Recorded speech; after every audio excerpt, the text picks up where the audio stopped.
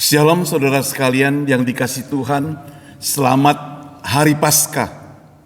Hari ini kita akan sama-sama melihat satu topik yang berjudul Kristus bangkit di tengah dunia yang rapuh. Mari kita sama-sama melihat Yohanes 20 ayat 19 sampai 23. Saya bacakan buat saudara sekalian.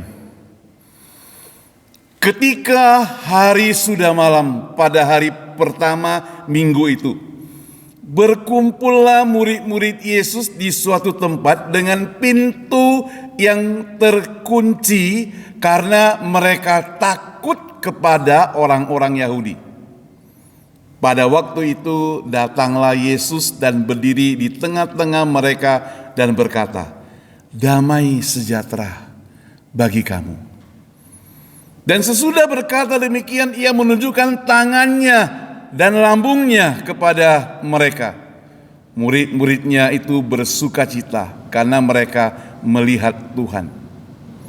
Maka kata Yesus sekali lagi, "Damai sejahtera bagi kamu. Sama seperti Bapa mengutus aku, demikian juga sekarang aku mengutus kamu." Dan sesudah berkata demikian, ia mengembusi mereka dan berkata, "Terimalah Roh Kudus. Jikalau kamu mengampuni dosa orang, dosanya diampuni. Dan jikalau kamu menyatakan dosa orang tetap ada, dosanya tetap ada." Kita sekali lagi minta pertolongan Tuhan. Bapa di surga, pakailah hamba-Mu dalam segala keterbatasannya. Berikan hikmat daripada Tuhan, supaya firman Tuhan boleh menjadi berkat buat kami semua. Dalam nama Tuhan Yesus kami berdoa. Amin. Bagian ini berbicara tentang Yesus sudah bangkit. Dan dia menampakkan diri kepada murid-muridnya. Jumat lalu kita memperingati Jumat Agung, di mana Yesus menuju ke atas kayu salib. Di situ ia mati dan dikuburkan. Pada hari ketiga dia bangkit. Nah, setelah bangkit, dia juga memperlihatkan dirinya kepada murid-muridnya. Ada orang yang tidak melihat, ada yang tidak percaya, ada yang melihat baru percaya.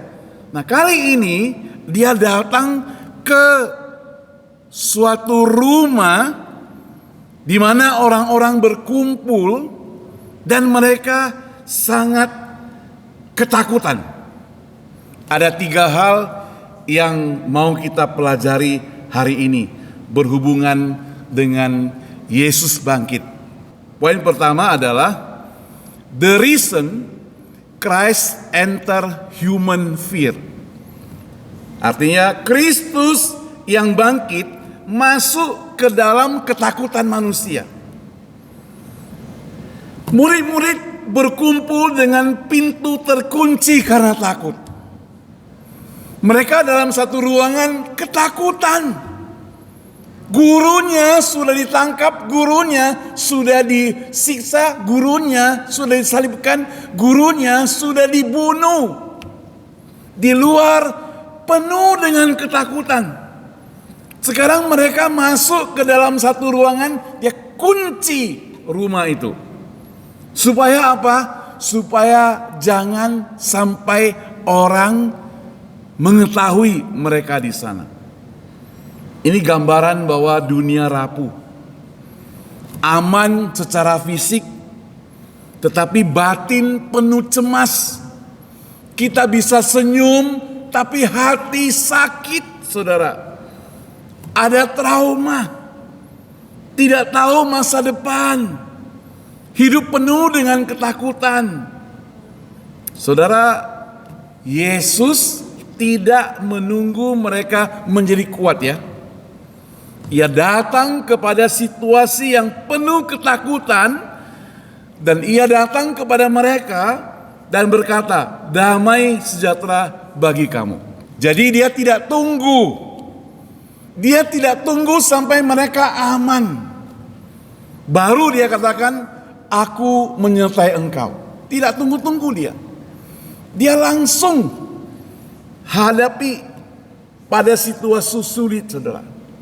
Jadi saudara yang dikasih Tuhan, kadang orang berpikir demikian. Aku mau datang kepada Tuhan.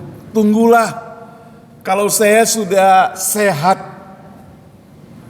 Tunggulah kalau saya sudah tidak sibuk lagi. Tadi ada seorang teman kita ajak ke gereja, dia bilang dia sedang sakit. Ya, saya bilang sakit datang sini nanti sembuh. Ya. Nah, tapi Yesus tidak tunggu sampai kita beres semuanya. Pada saat kita susah, pada saat kita lemah, pada saat kita bermasalah, pada saat kita trauma, Yesus datang kepada kita. Pada waktu kita takut, Yesus datang kepada kita. Hari ini situasi dunia kacau. Perang terjadi di Israel melawan Iran, dampaknya negara-negara sekitar. Bukan hanya itu, dampaknya seluruh dunia. Salah satu yang sangat kita rasakan adalah harga bensin. Waktu saya pergi ke Atlanta, saya kaget. Bensin di situ harganya $2,5 per galon. Pendeta di situ bilang, Pak Saud, itu sudah mahal. Itu sudah mahal. Kita di sini 4 point something. Dan sekarang saudara 6 poin berapa, dan pernah mencapai 7 poin sekian, apalagi yang solar 7 poin sekian. Itu salah satu dampaknya mempengaruhi kita. Bagaimana dengan masa depan kita?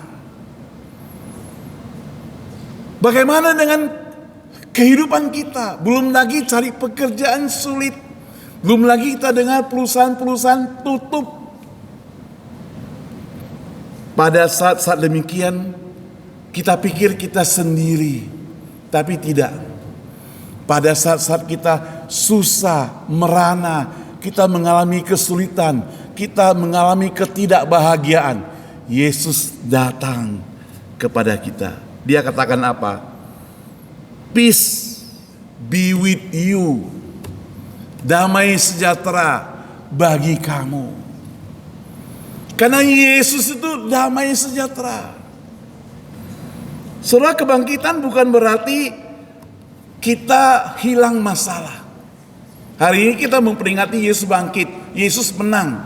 Bukan berarti kita gak ada persoalan lagi. Hutang tiba-tiba menjadi gak ada lagi, enggak. Hutang yang tetap hutang.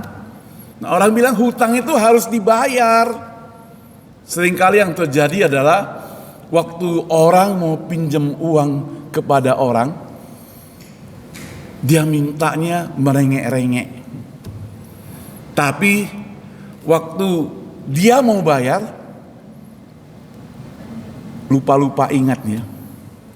Susah untuk diminta kembali. Tapi masalah itu tetap ada. Yesus bangkit, hutang tetap ada. Yesus bangkit, mungkin sakit tetap ada. Tapi saudara yang dikasih Tuhan, tidak berarti Yesus meninggalkan kita.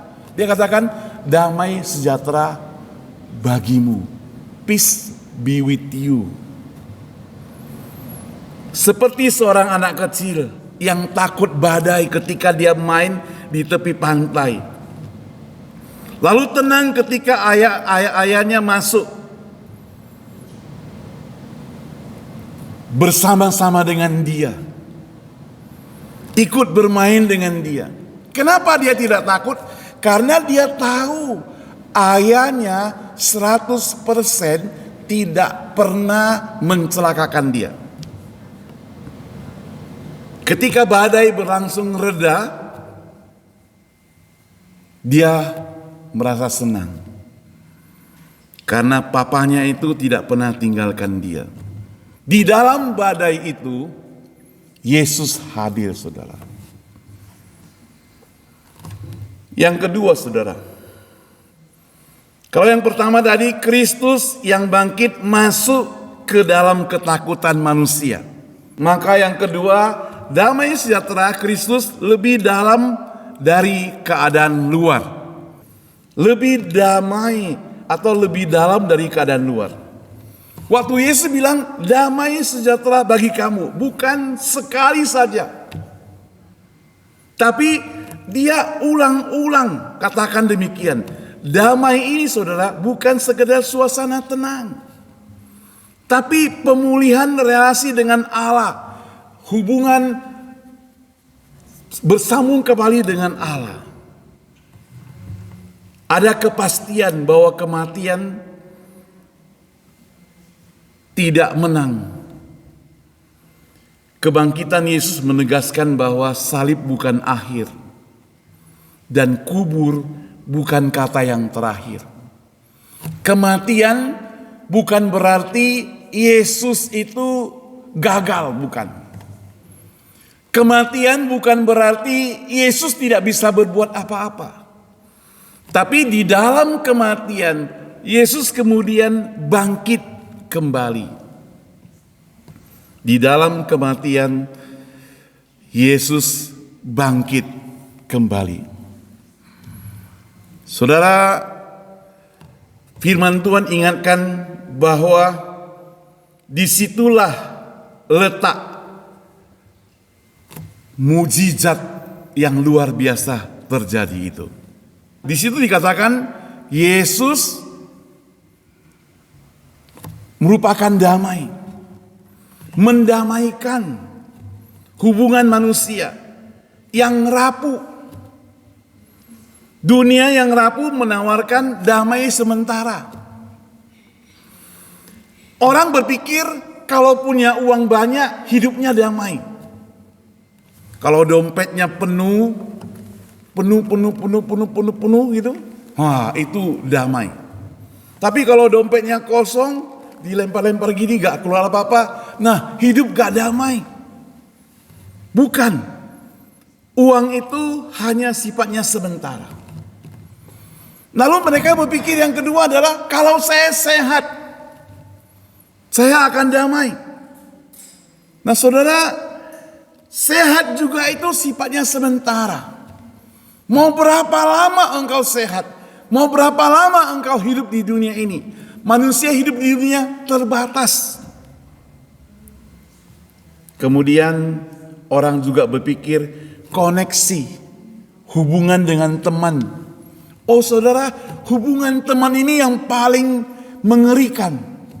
Kalau kita baik, dia baik sama kita. Kalau kita ada uang, dia baik sama kita.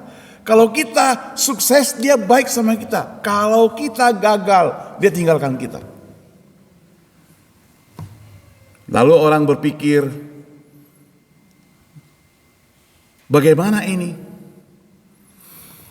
Yesus datang ke dunia ini.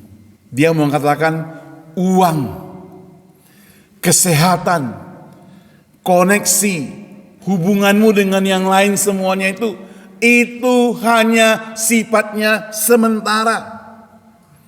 Engkau mesti memiliki sesuatu yang bersifat kekal. Apa itu? Yaitu pengharapan di dalam Kristus melalui kebangkitannya. Pengharapan dalam Kristus melalui kebangkitannya. He is victory over death.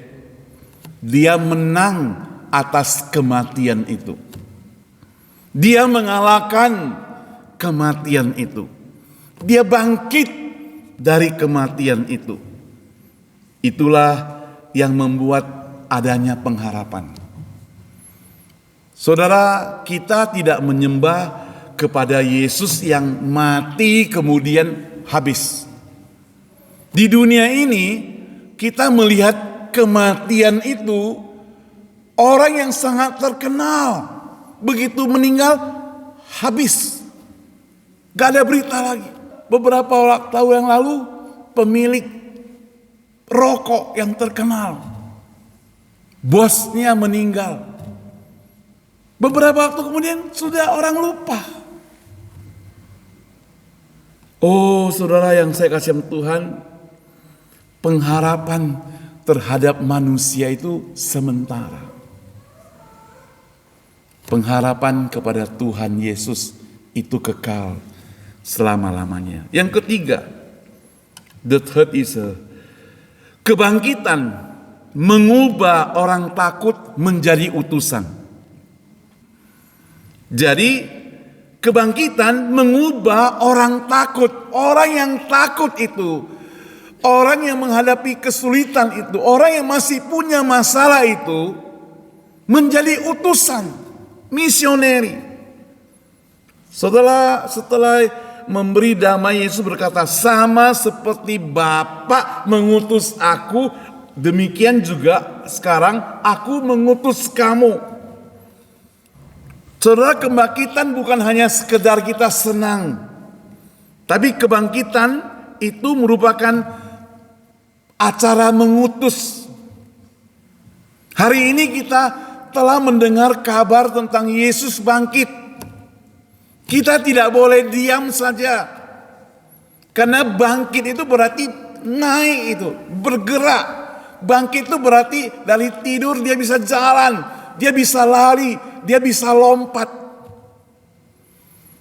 Maka orang yang percaya kepada Tuhan, kita juga bangkit. Kita mau jalan, lompat, lari, pergi, memberitakan Injil,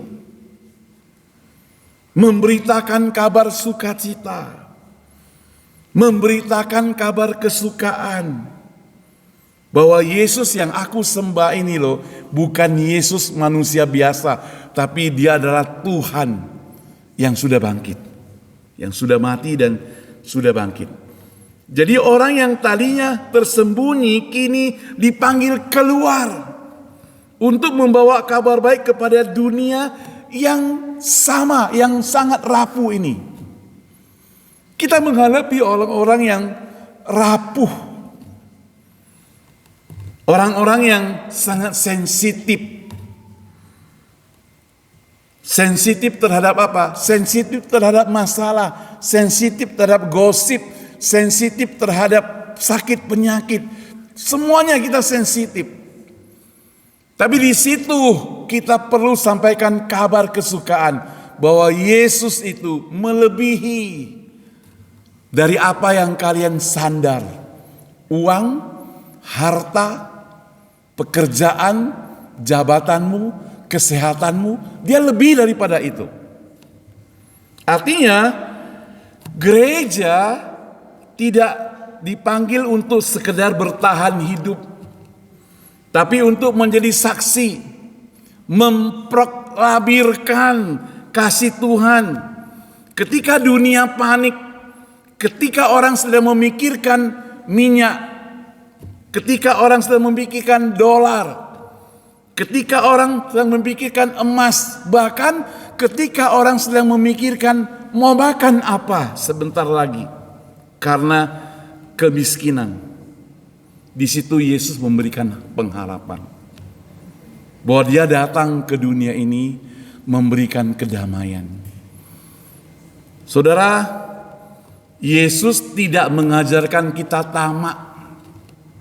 Setiap kita yang mendapat bagian daripada Tuhan, berkat Tuhan itu diminta, itu merupakan titipan buat kita semuanya.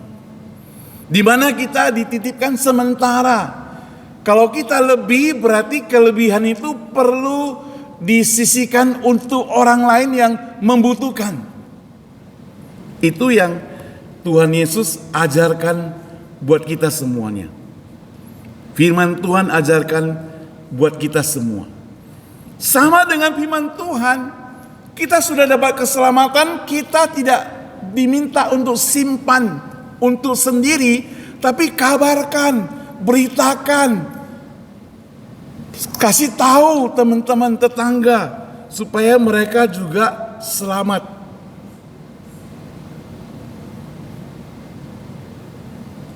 Ada orang yang ragu gak Yesus sudah bangkit? Ada. Gak perlu jauh-jauh. Muridnya sendiri yang bernama Thomas. Karena waktu Yesus datang memperkenalkan diri, dia katakan, ini ada tanganku bekas paku, ini ada perutku bekas tombak. Thomas bilang, kalau saya tidak masukkan jariku ke dalam lubang tangannya atau ke dalam bekas tombak di perutnya, aku tidak percaya. Yesus datang kepadanya, lihat Thomas, sekarang aku datang, masukkanlah. Thomas takut. Dia berlutut. Dia katakan, ya Tuhanku dan Allahku.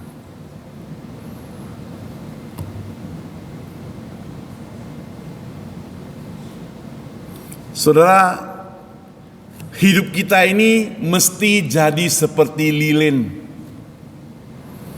Lilin yang di ruangan gelap, kita menjadi terangnya. Walaupun terang kita kecil, tapi itu tetap menerangi.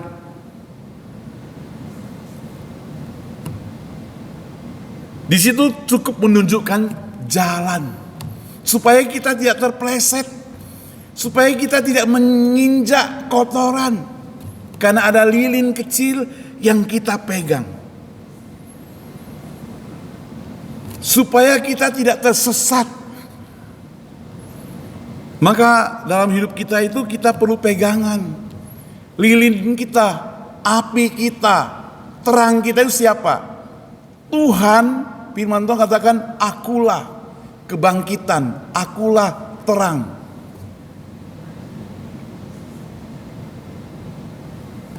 Maka kita mesti ikut dia selama-lamanya.